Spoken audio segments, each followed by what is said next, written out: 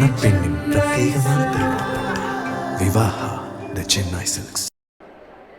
அனைத்து இந்திய அண்ணா திராவிட முன்னேற்ற கழகத்தின் சார்பாக நயினார் நாகேந்திரனுக்கு நன்றியை தெரிவித்துக் கொள்கிறோம் என்று சொன்னார்.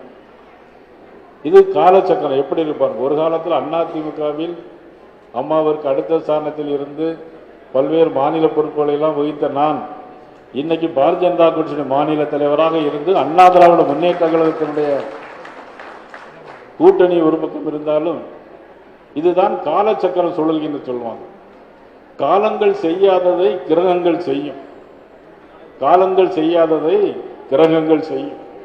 ஆனா அந்த கிரகம் இன்னைக்கு மாறி இருக்கிறது. இன்னைக்கு திசை மாறி கிரகங்கள் எல்லாம் நம்ம பக்கம் திரும்பி இருக்கிறது, மோடியின் பக்கம் திரும்பி இருக்கிறது. ஆனால் இபிஎஸ் அவருடைய பக்கம் இன்னைக்கு திரும்பி இருக்கிறது.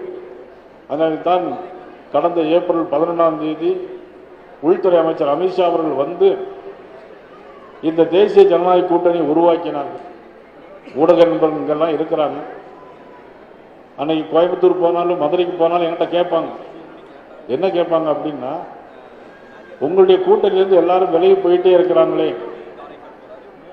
திமுக கூட்டணி ஸ்ட்ராங்கா இருக்கு, நீங்கள் எப்படி ஜெயிக்க முடியும், ஸ்டாலின் 234 தொகுதியிலும் ஜெயிப்பேன்னு சொல்றாங்களே அப்படின்லாம் கேள்வி கேட்ட ஊடக நண்பர்கள் இங்கே எல்லாம் இருக்கிறீங்க. இப்ப நான் அதற்கு பதில் சொல்றேன். எங்களுடைய கூட்டணி ஸ்ட்ராங்கா இருக்கு. அண்ணன் இபிஎஸ் அவருடைய தலைமையில் அவருடைய கூட்டணி இன்றைக்கு கலகலத்து போயிருக்கிறது. ஏன்னா தனியா நீங்க பேட்டி கேட்க வேண்டாம், பேட்டி மாதிரியே நான் சொல்லிடுறேன். அவங்களுடைய கூட்டணி கலகலத்து போயிருக்கிறது. காங்கிரஸ் கட்சியினுடைய தலைவர் செல்வ பெருந்தலைவர் அவர் சொல்றார், நீங்கள் ஆட்சியிலே பங்கு வேண்டும்.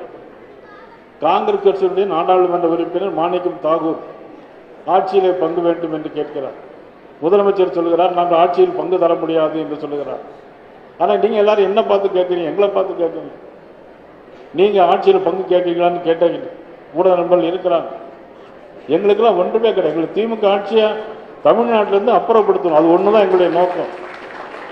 மணப்பெண்ணின் பிரத்யேகமான திருமணம் விவாஹா தி சென்னை சில்க்ஸ்.